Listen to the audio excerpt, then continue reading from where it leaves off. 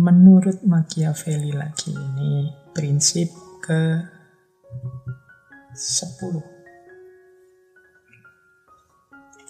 There is no other way to guard yourself against flattery than by making men understand that telling you the truth will not offend you. Tidak ada jalan lain untuk membela, melindungi dirimu dari pujian-pujian dibandingkan dengan cara membuat orang tahu bahwa menceritakan padamu kebenaran itu tidak akan menyerangmu. Ini kalau diterjemahkan letterlet begitu. Ini kalau terus ditaruh di buku, akhirnya kamu bingung bacanya. Ini maksudnya apa? Karena diterjemahkannya letterlet. Ini maksudnya apa? Katanya Machiavelli gini loh. Kadang-kadang kita pemimpin itu dikelilingi dengan pujian-pujian terus. Semua orang kok rasanya seneng sama aku. Semuanya pujian tok isini. Ini kan bahaya juga. Karena para pemimpin akhirnya tidak bisa introspeksi, tidak bisa mengembangkan dirinya, tidak bisa membuat dirinya lebih baik. Karena dipuji terus kan akhirnya merasa, oh berarti sudah selesai, sudah baik. Padahal ya masih banyak kekurangannya.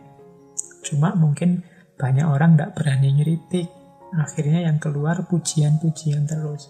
Jadi pujian itu sama bahayanya dengan celaan. Ada bedanya loh ya, celaan dengan kritikan. Nah, untuk biar orang tidak muji terus, biar orang juga berani mengkritik, menyatakan kebenarannya tentang diri kita, mana kurang-kurang kita, apa katanya Machiavelli, buat mereka ngerti bahwa kalau mereka menyampaikan kebenaran tentang dirimu, engkau tidak akan merasa tersakiti.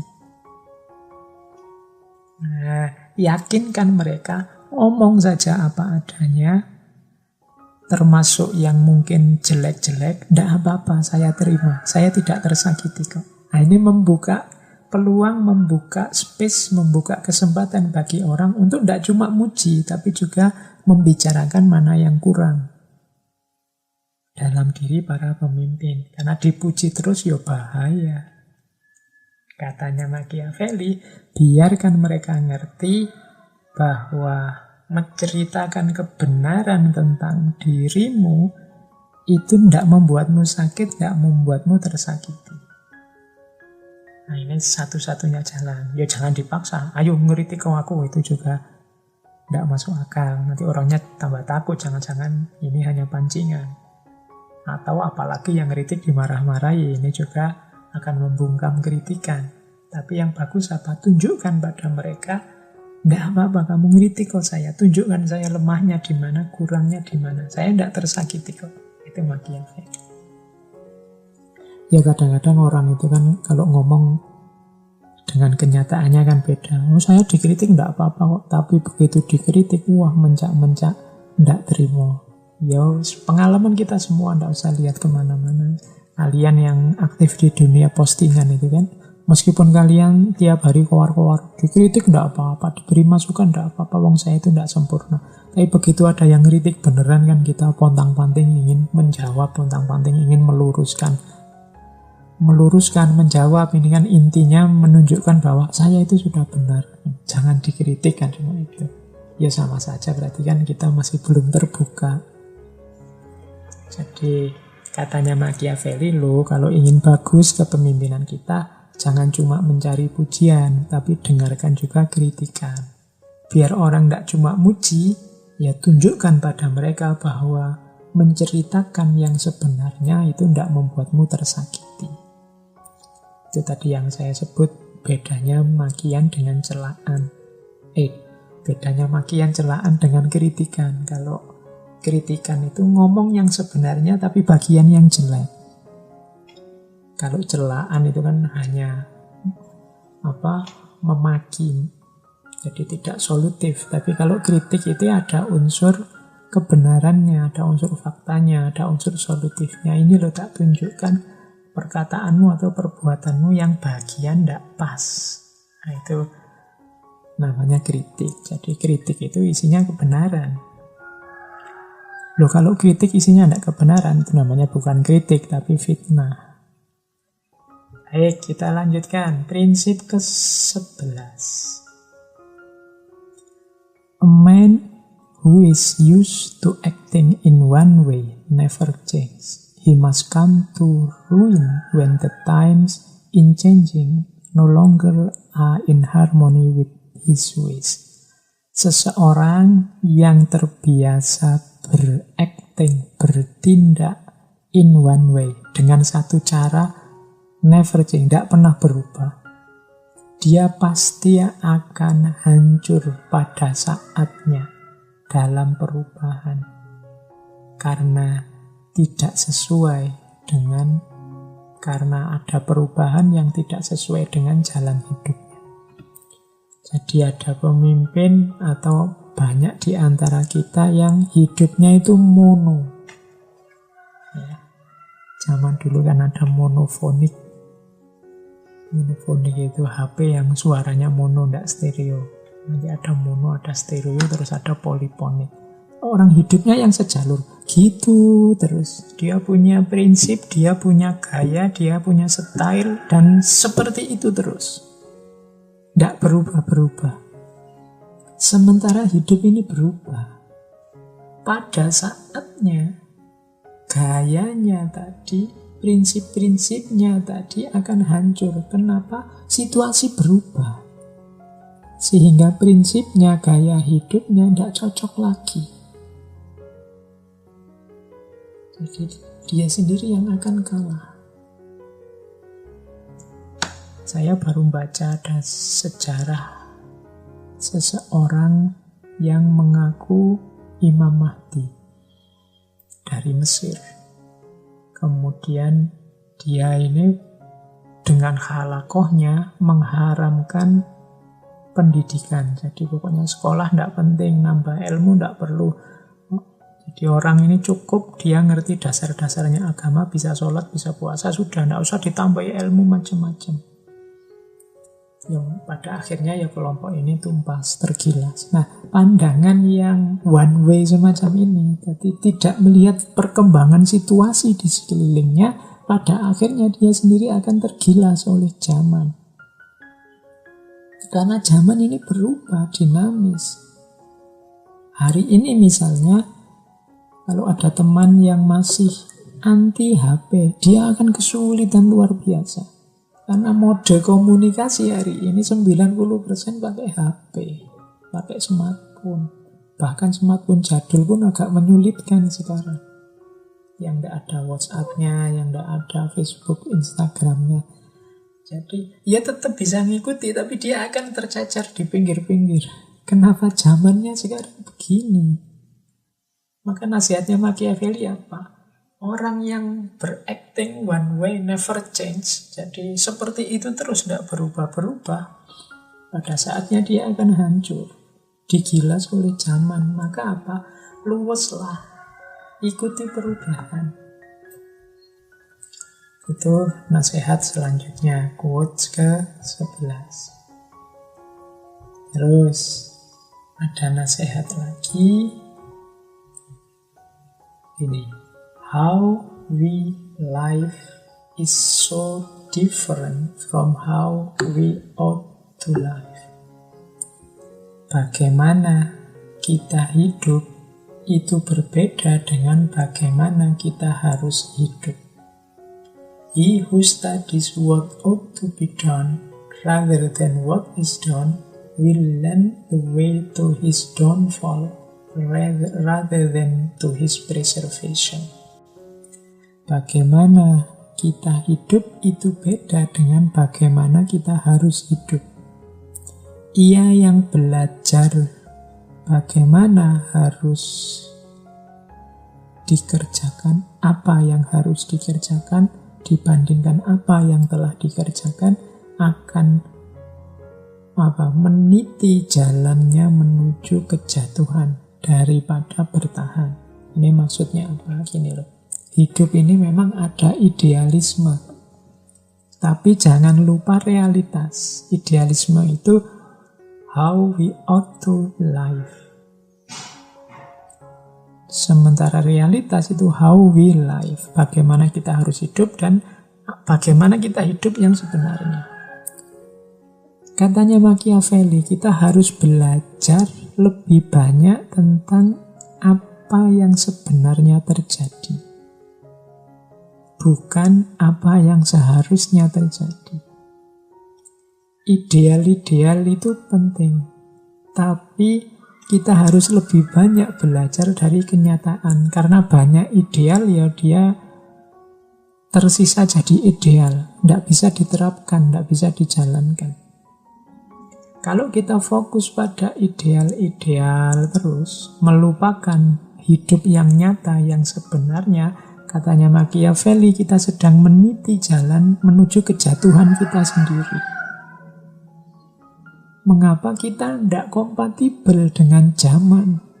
Kita tidak nyambung dengan situasi sehari-hari. Jadi, maka ayo banyak belajar tentang apa yang sudah terjadi. Dari situ kita dapat banyak pelajaran. Apa tidak boleh, Pak? Punya ideal-ideal? Boleh. Punya prinsip-prinsip ideal? Boleh, tapi jangan lupa realitasnya. Ya memang yang paling bagus kombinasi ya. Punya ideal tapi juga bisa negosiasi, bisa dialog dengan kenyataan. Jangan ideal saja dan kenyataan saja. Karena dua ini nanti kalau tidak hati-hati kan dua-duanya jadi ekstrim. Orang yang berpikir ideal, idealis saja. Kalau tidak hati-hati ya nanti ada di kubu idealisme. Yang ini hidupnya jadinya ahistoris.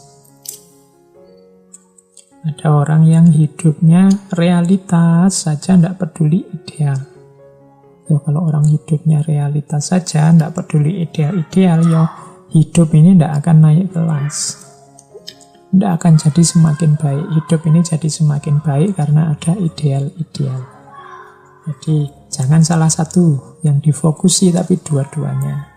Tapi kalau harus salah satu, ya lebih banyak belajar dari apa yang terjadi sebelumnya. Karena kalau hanya orang fokus pada idealnya, nanti dia bisa putus asa. Dia bisa susah dalam hidupnya karena ternyata idealnya tidak bisa diterapkan apa adanya. Terus, prinsip selanjutnya. Everyone sees what you seem to be. Few know what you really are, and those few do not dare take a stand against the general opinion. Setiap orang melihat dirimu sesuai kelihatannya.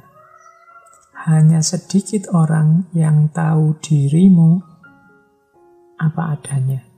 Dan dari yang sedikit itu, lebih sedikit lagi yang tidak berani melawan pandangan umum.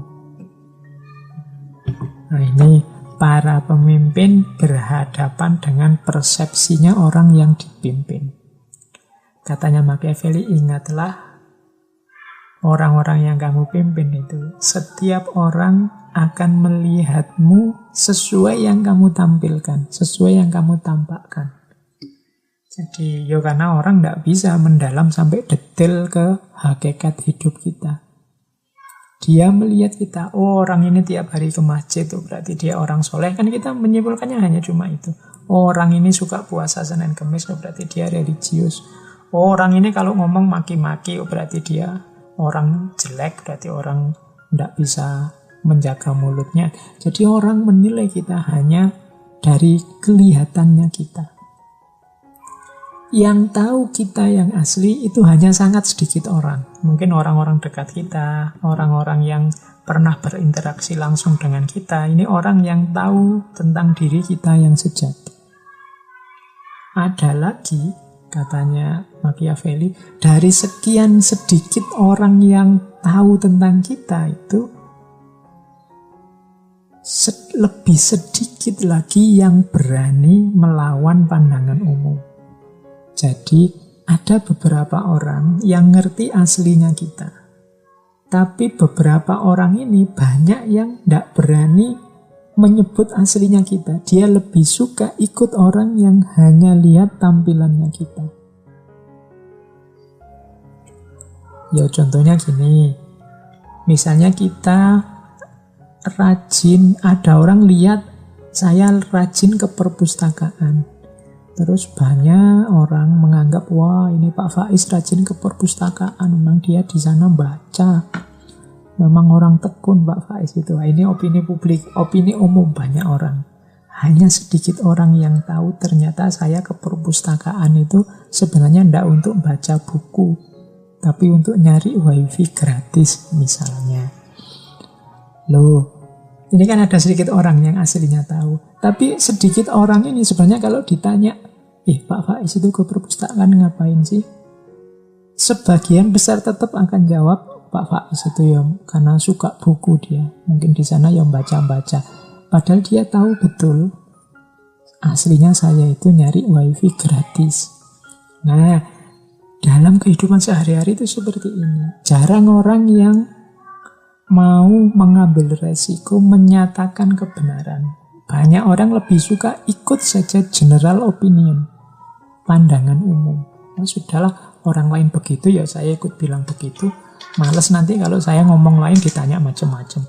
Males nanti kalau saya sampaikan yang benar nanti malah ada masalah. Nah, sebagai seorang pemimpin kita harus ngerti situasi yang semacam ini.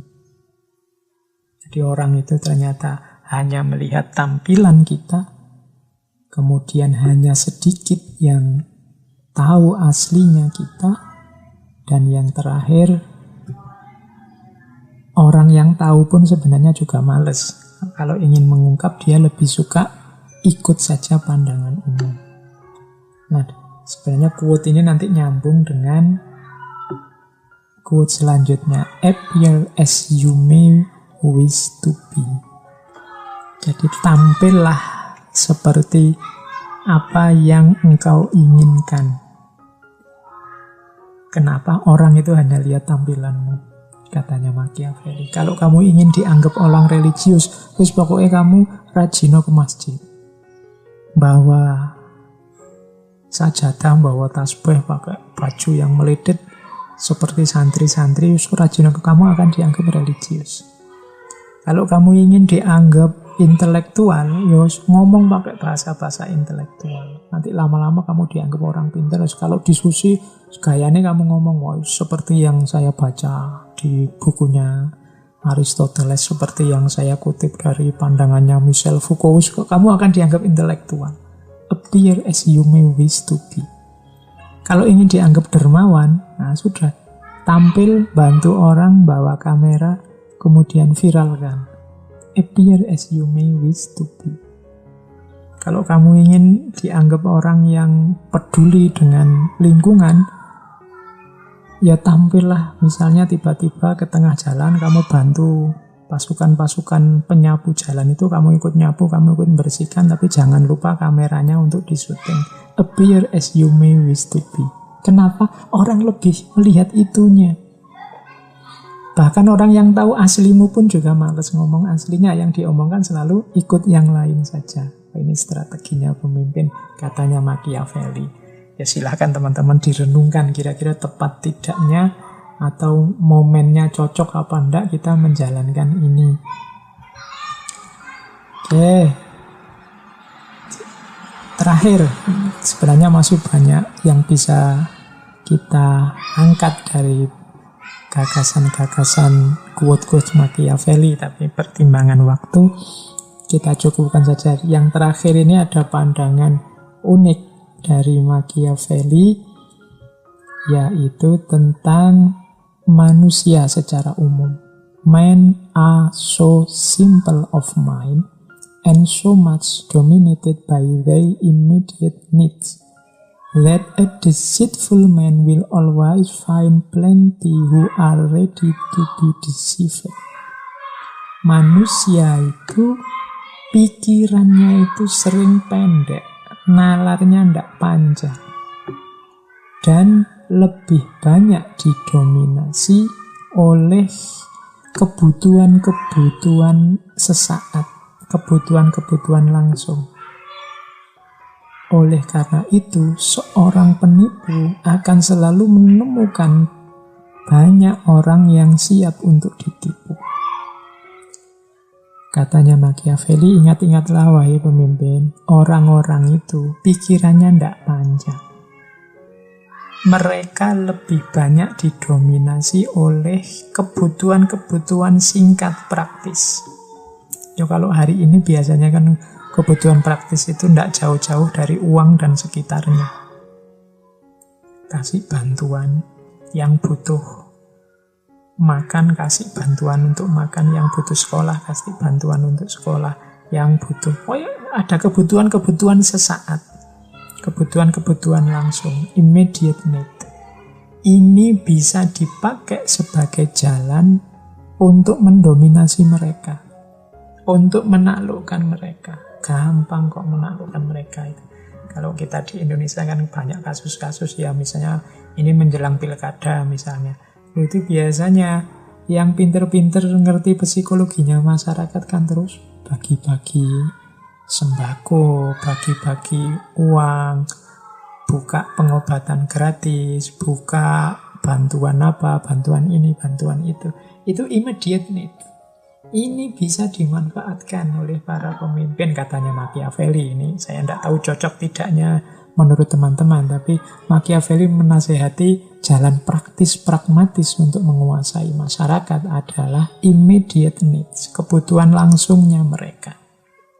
Itulah mengapa katanya Machiavelli, kalau pemimpin ini penipu, deceitful man,